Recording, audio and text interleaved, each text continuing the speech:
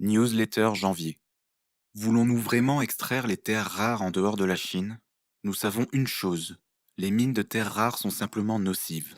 Au nord de la Chine, des eaux sales toxiques, des acides, des résidus radioactifs et autres métaux lourds ont contaminé le fleuve Jaune et les eaux souterraines environnantes ces 2 dernières décennies.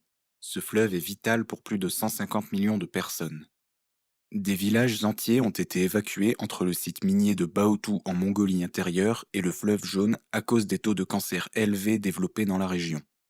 La Chine produit 95% des terres rares dans le monde au prix d'une contamination incontrôlable et de conséquences dramatiques pour la santé et l'approvisionnement en eau potable de centaines de millions de personnes. L'argent nécessaire pour réparer ces dégâts se calcule en milliards d'euros. En Australie, l'Inas Corporation produit des terres rares mais les envoie dans son unité de traitement la plus grande au monde, en Malaisie. L'entreprise minière Molycorp, aux États-Unis, nouvellement remise en activité pour réduire la dépendance des USA face à la Chine, peut traiter les terres rares dans de bonnes conditions. Elle ne trouve pas de financement pour tourner à plein régime. Acheter en Chine est moins cher. Il n'existe pas de projet réel de décontamination des résidus toxiques issus du traitement des terres rares. La Chine a accepté les conséquences de sa production de terres rares. Sommes-nous capables de faire de même? Et à quel prix? Pour plus d'informations, contactez-nous.